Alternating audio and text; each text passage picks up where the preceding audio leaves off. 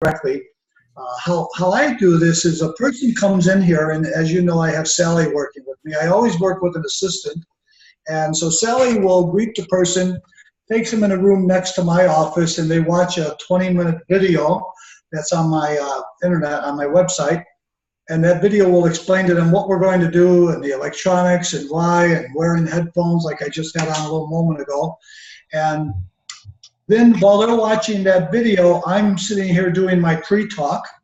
When I'm finished with my pre-talk, then Sally will escort them into another room. Then I turn around and I will start speaking to them from here. And when I start speaking to them from here, I will do an induction, maybe usually about 20 minutes or so.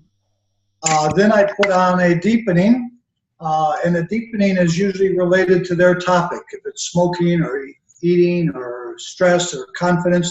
And then I see my next client. So my next client comes in here, and then a third client will be watching this video and going through some preliminaries. So I never really see more than one person at a time, but I will have, at one time, I could have 3 or 4 people in here, and each person is here 2 hours. So figure that. Each person's here too. And I've been doing this since 1974. I was trained by a physician from the Rockford area. I was really fortunate. Michael, you might remember a name. Oh boy, I'm trying to think of his name right now. It'll come to me in a moment. He was a physician who was teaching physicians electronic hypnosis, and it was more of a hypnoanalysis approach. And it was all done with tapes, and I really didn't like that idea or technology at that time. This is in the early 70s. So I was fortunate enough to spend about 6 years with this physician, and he taught me all of the methods and techniques of using electronics. Then I kind of incorporated, mixing it with a personal induction. By the way, I didn't finish, as I might cut in on the client that's in the room listening to this deepening, and now I cut in my personal suggestions while Sally is preparing the next client. So, you know, I've cut my practice down in half in the past few months, but before that, I would see 15 people a day. Right now, I might be seeing 8 or 9 people a day, and that's without rushing. 15 people a day, I was always like hustling. And when I go back in time, you know, I'm talking about now, I'm just coasting, but when I go back in time, there was this physician who taught me. He taught me how to see more, but I didn't like that. I like this personal, on-hands kind of activity.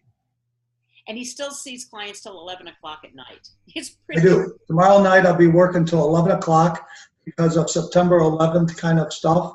So I start my first client tomorrow. Well, actually, I start about 2 and I'll work till about 11 tomorrow. Then I work on Saturdays all day. Usually on Saturdays, we come in about 8 and I'll be here till about 6. Mm. Got a lot of stamina. And that was a great segue, Larry, to September 11th. Exactly. As a matter of fact, this is an anniversary, yesterday being your anniversary, of course. And here's the thing that amazes me is that it's the elephant in the room, Larry. Just so you know, I mean, everybody's been clued in. They know where you were on September 11th, or roughly where you were, not in of course great detail yet. But we did promote it with that, and that you were with Uday Hussein. So they already know that. And here's the question that just continues to echo on in my mind, Larry: how the hell does a person get himself in a situation like that? You know, Michael, I have a great spiritual belief about life. As Karen might share with you, because she knows me personally, I kind of operate life on a very balanced spiritual level. I keep myself as positive as I can. And so when somebody like Uday Hussein needs somebody to come and hypnotize them, I don't know who else he would choose. So that's how I ended up going there. Excuse me.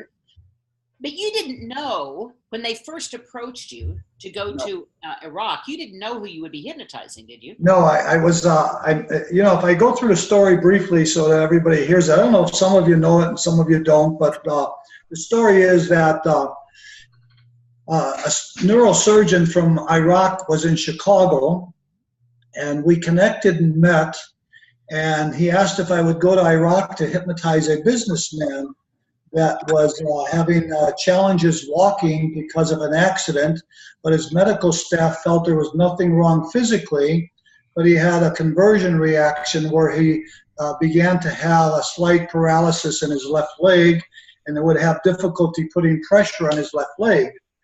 And so I'm kind of a naive person, you know, I don't watch the news a lot. I know about Florida, by the way, Michael. My son's also got a home in Florida, but I don't watch the news a lot. I refrain from reading newspapers. I usually listen to public radio.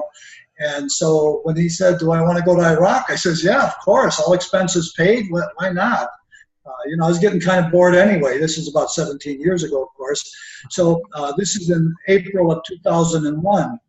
So I'm kind of bored. I need something new, something exciting to do. And Iraq sounded like just a thing. Well, between the time I met with him and I left was about a month. And I have to share with you about 2,000 people told me, you better not go. It's dangerous. You'll never come back. Then I had to meet with the FBI and the CIA. I spent hours with them going through all kinds of briefing. And when I came back, all kinds of interrogations. But that was in April of 2001. I was there on Mother's Day in May of 2001. I spent about 10 days with Uday Hussein. And then I was invited back again on September 9th, 2001. And of course, there I sat on that infamous day of September 11th, 2001 with Uday Hussein and a bunch of Iraqi people. And so that's how this came about. And it's interesting to me, Larry, that you talk in your book about Uday Hussein had a real concern for you that day. Yeah, we had an interesting talk on September 11th. You know, we had an event Sunday here at my office on slides and things like that about talking about it. But the story of Uday Hussein's concern, you know, of course, we all know the media. You know, I don't know a lot of it, but we know what a terrible man he was. He was he was a killer, he was a terrorist, and he was a bad person. But I tend not to judge people by who they are outside of my space. For my space, he was positive. He treated me well. And on September 11th, he called me to his home, and he said, you know, we have a challenge here. He says, your country is in a lot of trouble. He says, and we're going to fly you home as soon as we can. I said, okay. So this is like the second day after I'm there. But of course, if you might remember, no fly zones were appropriate at that time. So I wasn't able to leave Iraq. So then he called me back later that evening and he said, I realize that you're at a discomfort here. You're not able to hear the news. So he gave me a shortwave radio and he said, I want to make sure that you're safe. So whatever you need to do, call home or whatever. But phones weren't working in Iraq. And computers were kind of antiquated in Iraq at the time as well. But he let me use his computers, which were probably by that technology, high class, high end. And so I was able to contact everybody at home, tell them I was safe. The funny part, though, is nobody believed it. Everybody thought that I was being held captive. I was all tied up, and they were forcing me to say that I was safe. But the event was an experience that, of course, I'll never forget. It's almost as though it was yesterday. And the reason is just because of the whole experience of a hypnotist from the United States going to Baghdad, spending time with one of the cruelest people in the world, and having him treat you well is kind of a dichotomy, but that's exactly how it worked out. And when you got back and you wrote this book, you tried to share the story with people, and you were almost shunned. Were you not in some circles? You mean about the story after I wrote it? Yeah. The media. Well, the story is interesting. In 2002, I finished writing the book. It took me a year, and it was an easy book to write because I was just writing about what had happened. The interesting story is that when I came back from the first trip to Iraq, I had a notebook that I had been keeping notes in continually. I was in Paris waiting to board the plane. I got on the plane, all of a sudden I look and my notebook's gone. Oh boy, here's all my notes are gone. So that was an interesting experience. I was told that probably it was somehow taken by the French intelligence. I don't know who took it, but somebody at Paris took it. So when I got home, I had to quickly start doing things that I could remember. And then, of course, as I say, I was invited back. Now I sit down to write the book. I just began to write every day, and I started about 5 in the morning, spent 3-4 hours every day writing to try and remember everything. After I was through writing it, I had contacted an agent, which was really pretty excited with the book, and she found 8 publishers and 3 movie houses interested in doing the story. It was almost as though I became a celebrity overnight, as they might say. I mean, who else can talk about spending 60 hours with Uday Hussein, let alone an American? Then the war started in 2003. As soon as the war started, one by one, everybody started dropping me. And when I started finding out why, I was told that my story was blacklisted and that I wasn't allowed to publish it. Because some of you have read the book, it's really about love of the people and how generous they were, how great they were, including Uday, which people didn't want to believe, of course. And so I wasn't able to do it. So in 2008, I decided to publish it myself. So still to this day, no American publisher wants to do it. So I had a Canadian publisher from Toronto do it, Berman Books, and he contacted me. Actually, he contacted me through Don Martin. Don Martin was doing a class in Toronto, and Don told him about my story, so he contacted me, and he retitled the book instead of healing the enemy. He retitled it "Hypnotizing the Devil" because he figured that title would sell better, and so he published it. It hasn't gone real well because, again, it's kind of a controversial story. Even as we have about 100 people here listening to me talk of this, I'm sure about 75 of them are saying, I think this is crazy. Well, I do too, but it's a great story. It's a one-of-a-kind story. I don't know anybody else who could share this story, of course. I haven't, I hear stories all the time about Iraq and what it was like, but I spent a lot of time there. I spent 20 days total there. I was in Babylon. I was in the Iraqi Museum. I was able to visit and see the Sufis in action where they inflicted physical discomforts without pain or blood. So I was really entitled to a lot of areas that you'd never see as a tourist in any country. And every place I went, I was well taken care of. And Uday Hussein was happy with me. He didn't kill me. I was able to come home. And so that's the story of the book not being published until later. And Tom Hanks recently had an interest in doing the movie. So my publisher had contacted his people. He wanted to do the movie, but he wanted to see a script. So a movie script writer came here to Chicago. We spent about 8 hours together, I think. And so we rewrote the book into a script. And then Tom Hanks changed his mind. So as of now, nothing's really been done with it. But again, if you've read the story, you know that it's an exciting story, and I say it objectively, even though I wrote it. It's all about the goodness of the people, the generosity. It's all about the terrible embargo they were suffering and how they lived there. They didn't live well. I have one story that's always amazing. In 1991, 3 American dollars equaled 1 Iraqi dinar in 1991. In 2001, 250 dinars equaled about 7 cents. So you can see how their economy just dropped down. Another exciting venture too was maybe sometime, Michael, you'd like to put this on a video. I have a complete video of the Amarillo bomb shelter. If you've never heard of the Amarillo bomb shelter, it's a bunker, as they called it, a bomb shelter in a community, Amarillo, and that's right inside Baghdad, like a suburb. And 424 women and children were in this bomb shelter in February 1991. And the bomb shelter was bombed, and the bomb drilled through 10 feet of concrete ceiling, went inside the bomb shelter, and then exploded. Wow. And the explosion carbonized all of the people that were inside there against the walls and the ceilings. And I have some real clear videos of hands stuck at the ceiling and body images on the wall. It was a horrific sight, but it sure tells me why I don't even kill insects. Wow. Yeah. And maybe how you can look at another person, even if you know that they're a killer, and see good in them, because isn't that our job after all?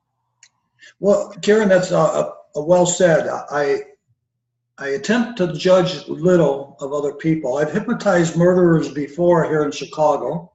I've hypnotized rapists and other criminals. And I've always learned that they are much like people like all of us right now. The difference is they are doing something against our society or against our values. But to sit with a murderer or a terrorist like Uday Hussein, if you judge, you're probably not going to come home. If you have a judgment of some sort, this person's going to pick this up and I'm not going to be around too long. I'm a very gifted person. I've been on this earth many years. I've never had injuries done to me. I've never had a negative energy put toward me.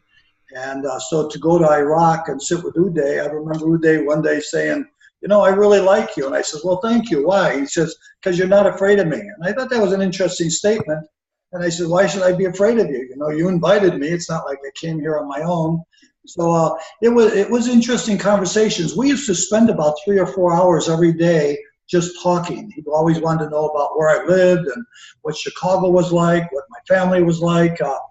And if you use enough empathy, I think that's my talk at Mid-America, isn't it? Yeah, that's right. That's right, yeah. So I wrote an article, I remember a while back, scripting through empathy. I think one of the greatest scripts you could have is empathy. And if you could sit there and get inside the person's head and pretend like you're them. Now remember, Uday was hated. He knew he was hated. He knew nobody liked him. He wasn't allowed to leave his own country. His own father hated him. His brother hated him. And that brings us, of course, to a nice conclusion of the Iraqi war, doesn't it? Not conclusion, but conclusion to the Saddam family, that him and his brother were killed in that building in Mosul. So I'll leave that one to you. I'll segue to you, Karen. Well, what I do want to do, and I want to leave plenty of time for questions at the end of this too, but I want to ask you one other important question. Not this time about Iraq, Larry. This Okay. time, you've been doing this for a long time. We on this call, we have varying degrees of time spent being hypnotists, from a year to a long time. What's the greatest lesson you've learned in all these years that you've been doing this? What greatest piece of wisdom can you pass on? That's good. I started my training in hypnosis in 1968. I opened up my full-time practice, well, it wasn't full-time then, 1970. So I've been doing hypnosis since 1970, and I always like to use the phrase that says, I don't know everything, but I've been around the block a few times. And every time you go around the block, you see something new and you say, I never saw that building before. It's been there for 100 years. So we constantly have an awareness. But I have some great statements to that, Karen, and one of them is that I've learned not to judge. If a client sits there and no matter what he or she tells me, and boy, as we all know as hypnotists, they're going to tell us some interesting things. I attempt not to wear a posture or word or energy that says, you did what? So it's best for me to just be loving and caring for these people, but I've learned not to judge. That's a good one. And I learned 2 great phrases. I don't know if some of you remember a guy named Ed Metzinger. He was about 90 years old, and I was probably at the time in my 30s. And I said to him, if you could do one thing to make hypnosis work better, what would you do? And he thought about it, and he scratched his head. He says, eliminate the first session. And I thought that was an interesting statement, because the first session, as we all know, is the most challenging at times. And then he made another statement that I've always remembered. Never mind what you, the hypnotist, thinks will work. Listen to your client. They'll tell you. And I thought that was an appropriate statement as well. That's They perfect. will tell every time if we will just listen. Yeah, they'll tell us what to do. And if we listen carefully, even Uday, if I listen to Uday, what I learned about Uday, Uday couldn't walk well because his leg would shake as he was trying to put pressure on his left leg. And so when I spoke to him and did a little regression, I found out that during his post-surgery, he had 2 surgeons, a German surgeon and an Iraqi surgeon. And the German surgeon says, now after you start healing, you need to start walking as soon as possible so that your legs get strong and you can walk. And his Iraqi surgeon said, don't put pressure on your left leg or you'll never walk again. So 3 years later, he still had this subconscious imprint not to put pressure on his left leg. So when he would go to walk, his left leg would always hesitate, and that was his biggest challenge. By 3 days, he was walking upstairs. He was walking without the cane. And, when people say, well, how did you do? Well, I wouldn't have been invited back in September if I hadn't done okay with him. So we did well. Yeah. How did you communicate with him? Did he speak English well He spoke enough? English. Yeah, he had an accent, but he spoke excellent English. He was a real intelligent man. He was a helicopter pilot. He was a jet pilot. He was an engineer. He had studied in England. He studied in Oxford. And his English was excellent, except he had this Arabic accent, which probably added a little bit of mysticism to him. But he understood well. But he would often speak in Arabic to the people around when I was there, and I don't know if that was so I wouldn't understand or what. The first time I hypnotized Uday, a great story for all the hypnotists sitting here. Imagine again, you have this opportunity to hypnotize this person. I hypnotize him. He opens his eyes. He's got a slight smile. He says something in Arabic to his mentor who was in the same room. And so his mentor comes and stands forward with his posture of arrogance, and he says, "The patient says that was good, but next time it must be better." I thought, oh, wow, I'm in trouble here. And I saw Stephanie say, oh, boy. So I learned. And then the second time he said this similar thing. He says, "The patient says that one was better, but next time it must be deeper." So I learned on the third session this: always do what the client wants. So this client wanted to either not remember what had happened or he wanted to sleep. And we all know as hypnotists, it's not sleep. He wanted to sleep. So I hypnotized him the third time about an hour. And to make it more mysterious, I was whispering in his ear so that they couldn't hear me. And I wanted them to think it was like magic. And about half hour into the induction, Uday goes, and I knew I had won. As soon as he started snoring, I said, "I'm home, I'm free." And so that was what we did. And when he opened his eyes, he was so thrilled because he didn't remember anything. So what do we know? Listen to the client. They'll tell you what to do. I guess they're going to do their own work, interior work anyway. One more time, Karen? They're going to do their own internal work anyway. It's all internal, yes. Yeah. Well, not only that, if I might just add real quick here, something that occurs to me is that I really have a belief that there's nobody on the planet that wakes up in the morning with the desire to be as evil as they can possibly be today. That's not the frame of reference that they have. That if somebody is requesting services from us, it's because they're wanting to make available to themselves this gift that we have that allows them to open up, that allows them to be more present. I should think, so my first thought was, if Adolf Hitler wanted to be hypnotized, I would just say no. And I'm like, actually, I think if Adolf Hitler wanted to be hypnotized, probably the best thing that I could do for humanity would be to say yes, and to support him in really being able to get in contact with his own emerging self, his deeper self. Michael, allow me to comment on that because I like that well. I'm a very naive person, as I said, in many ways, but also very aware. But this naive part of me said, oh, this is an interesting experience. I go to Iraq, and maybe I could make our two countries closer together. Or maybe I could make I didn't know it was Uday I was going to see, as Karen brought up earlier.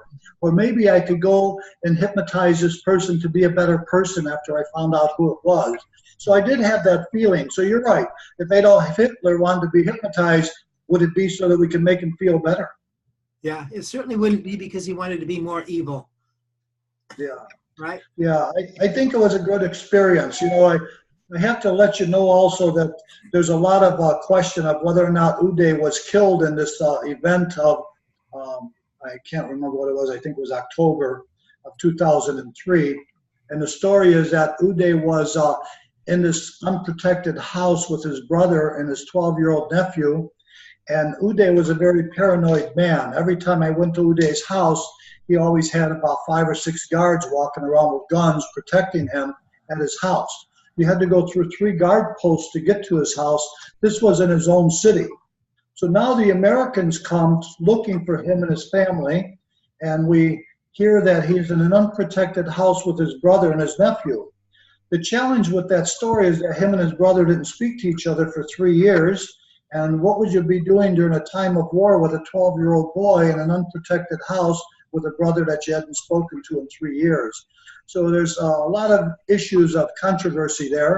Of course, a lot of people don't like what I say, but that's That's probably my best gift, is that I try not to worry about what other people think of what I say.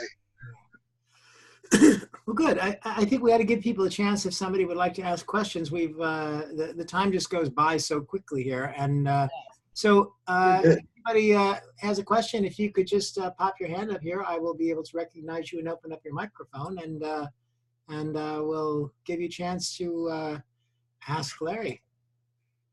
And while we're waiting for those hands to get raised, there's another thing that I'd like to pass on that I think is one of the greatest pieces of wisdom I've learned from Larry Garrett. And that is, I was exposed to Larry when I was a baby hypnotist in 2005. And one of the greatest things he said, I came from a radio background that was a very competitive environment. And Larry said, in this environment, there's no competition. There's no reason to be competitive. We don't have to compete with each other.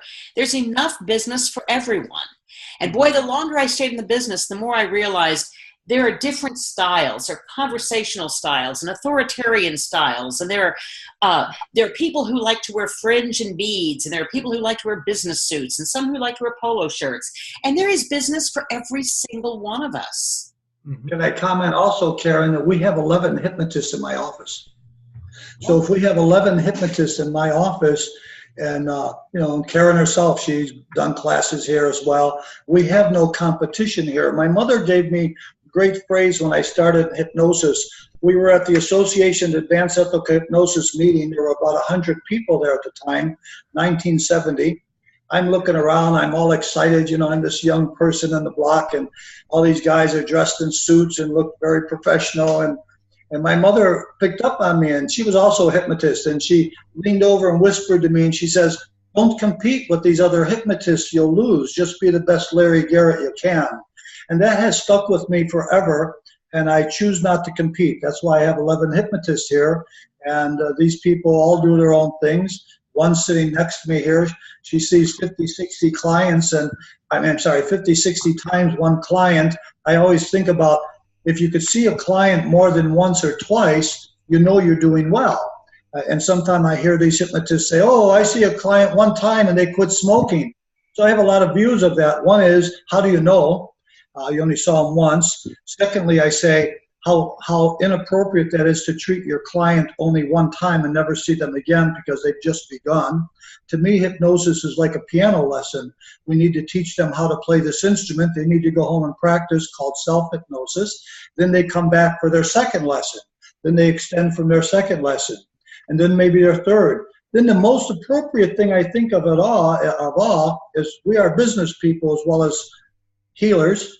And I'm going to say, how foolish for you to hypnotize a person once. You could double your income by hypnotizing them twice. And that's the way I look at hypnosis. I have about 20% of my clients have been coming to see me in excess of 25 years. So that's a lot of people. They don't come every week or every month, maybe come 2 or 3 times a year. But since 25 years, and I'm just saying that. I have 2 women that come to see me since the 70s.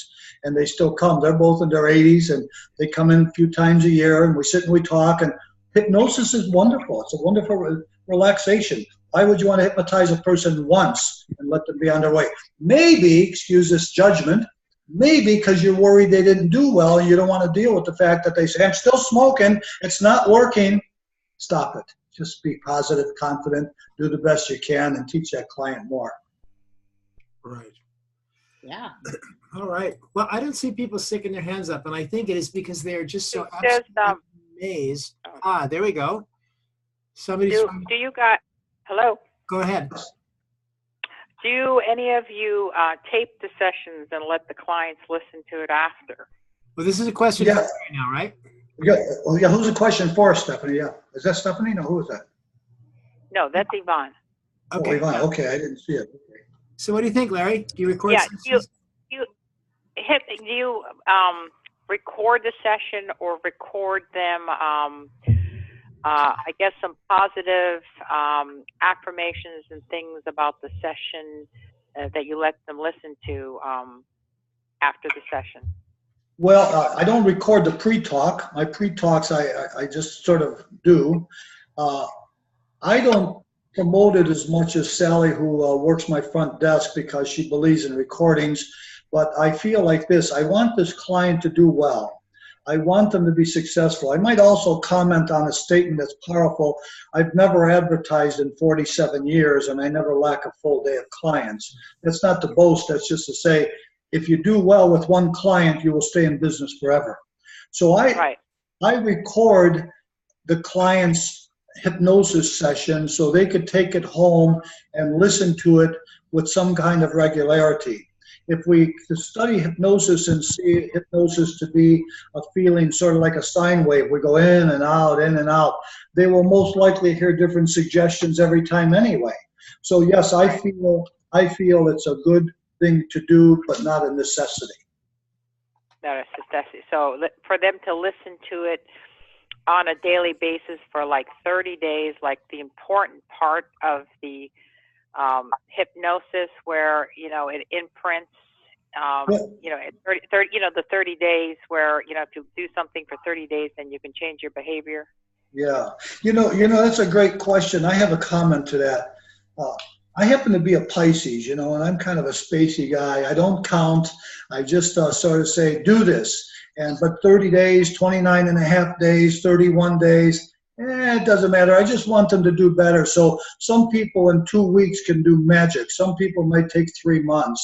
So what I say to them is I say, listen to this session, come back and see me in about 2 or 3 weeks. We'll go through the process again, and then I'll make them a new recording. And the new recording can be added to the first one.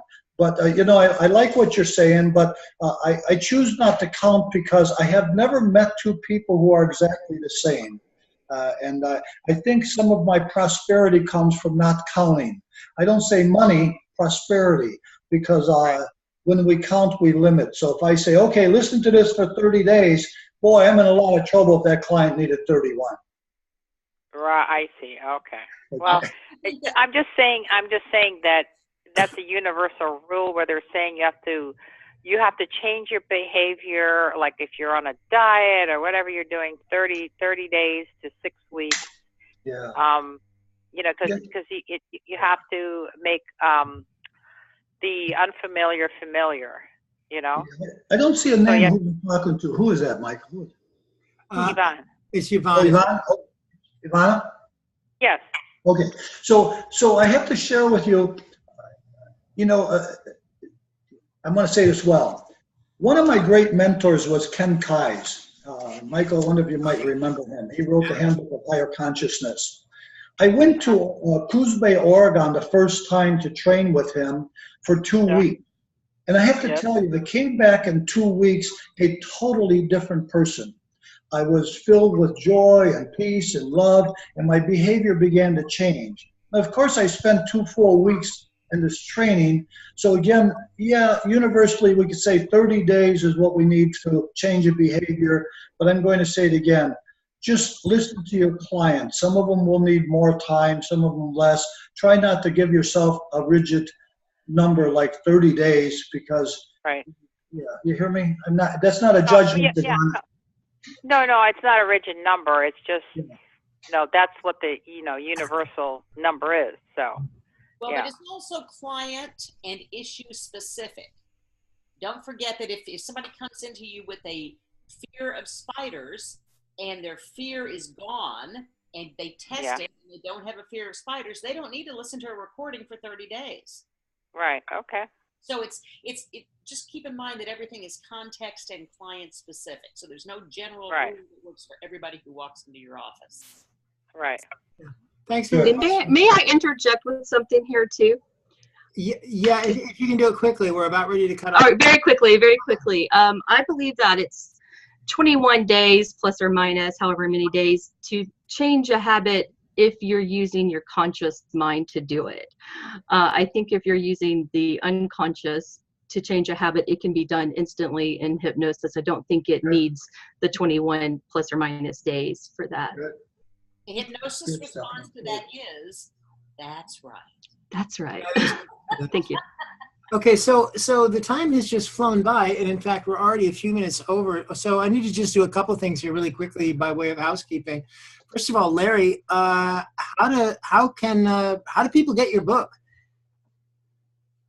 They could just go on my website and send me a note, and I'll make sure I get one off to them. Here's a good look at it. They're healing the enemy, and it's all about Uday Hussein and the Iraqi people. Go on my website. Go to LarryGarrett.com. LarryGarrett.com. I have a lot of I've gotten a lot of comments, and I write in the journal when I write an article. But I've got a lot of articles that I could share with you. I've got some good manuals on pre-talk and things of that type. So if I could share some of my wisdom, I don't know how much longer I'll be on this earth. I think about another 25, 26 years. But if you have some interest in some topics, I have about 200 articles on different topics. It doesn't mean they're meant for you, but they're my understanding of 47 years of doing hypnosis. And again, this is not like a part-time thing with me. This has been my life for all these years. And I want to say I'm obsessed with hypnosis. So go to LarryGarrett.com, write me a note, send me a note, or LarryGarrett.gwc@gmail.com. LarryGarrett.gwc, that's for Garrett Wellness Center, @gmail.com. And I'll answer. I get emails every day. I like to share with people like from Sydney, Australia, like Peter and a few others, and meet some of the people from around the world. And the technology is so marvelous. When I started hypnosis, there were 3 hypnotists in Chicago. There's probably 300 now. But look at the thousands that you brought together tonight, Michael, just having this meeting. Well, and Larry, I was so naive when I got into hypnosis in Chicago. Or found out that what I was already doing, I was actually working for the Diocesan Counseling Center and doing guided imagery processes. And somebody told me that this was hypnosis, which hadn't occurred to me. So I wanted to get trained in hypnosis, and I became aware of a woman in Texas that was teaching a hypnosis certification training. And I was so naive that I thought, surely there's probably only 4 people in the entire United States that teach hypnosis. And I literally moved from one state to another, and I did it again and again to follow teachers around. But I think at that time, there probably were only a few. So it really was my experience as well. Michael, before you leave, maybe you might share this event that we met in Texas. You said it was 1982 with Timothy Leary, who was speaking on regressions. And were you speaking there? Did you speak there, Mike? I was really a baby hypnotist. It was the first hypnosis convention I was ever at. This organization had created itself specifically in order to have a conference. They really weren't a membership organization or anything. And they invited Robert Dilts, who was one of the co-creators of NLP. He did the research work with Bandler and Grinder. And I was really there particularly to see him, but he was going to be speaking with Timothy Leary on, of course, Leary's big notion. Actually, they were talking about re-imprinting, but also Leary had his usual speech of if you don't learn how to program your own consciousness, Big Brother is going to do it for you. And because the conference was so poorly attended, Robert Dilts didn't show up. Tim was sitting in the bar. I skipped out on one session and walked in there, and it was just me and Timothy Leary in a cocktail lounge getting wasted together. It was truly one of the most remarkable experiences of my life. And after that, I had a great talk with Tim, and I moved to San Francisco, and I saw Tim when I was there on numerous occasions because he often came in and out of the city to do workshops and training programs and things like that. So, but that association started on the very same day that I met you, and that I met Irene Hickman, and that I met Walter Secord. Yes, good names. I've got videos of Walter Secord doing his ultra depth. Yeah. That's Irene Hickman, she was a wonderful woman too. Yes. Yeah. So it was a lovely thing. So Larry, I hope you'll forgive me because the time is running out. I need to make a couple announcements here, and then we're going to give you a real good send-off. So by way of announcements, I just wanted everybody to remember this session has been recorded. The recording will be posted on the virtual chapter Facebook group, so you can get that tomorrow. It will also be on the IACT IMDHA forum if you are a member of that organization, and you can pick it up there. CEUs, if you're in IACT or IMDHA, be sure and let them know you were here, and they will give you credit. Next month's program with the Grand Poobah of the Order of Spellbinding Storytellers, James Hazelreg. We are so looking forward to talking to James next month.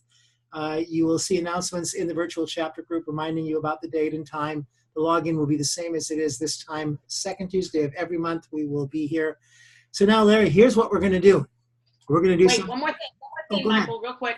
Yep. Don't forget your free download, Magic Words and Language Patterns. I can't get it centered there. There we go. There you Magic go. Words and Language Patterns on Amazon this weekend. Free download for all of y'all. Mm-hmm. Now, by the way, as I look over your shoulder, I'm tempted to sing Love and Marriage. but I'm not going to do it. So thank you everybody so much. And Larry, here's what we're going to do now. I'm going to do this crazy thing that I just am of a habit to do. I'm going to unmute everybody. So what that is, with one great cacophonous shout, we will all be able to wish you well, to thank you for your time and presence with us here tonight, and say good night. So good night, everybody. Thank you, Larry. Good night, Larry. Thank you. Good night. Awesome. Good night. Thank you. Thanks, Larry. It's awesome. Stephanie, bye, Michael. Great Bye, to see Karen. everybody. Bye, James. Bye, Bye, Karen. Michael. Bye, Michael. Good night, John Boy. Francis, Stu, Kinda, Thanks again. Joe, Bye. Michelle. Bye-bye now. Oh, David. David. Good night. Good night, Peter.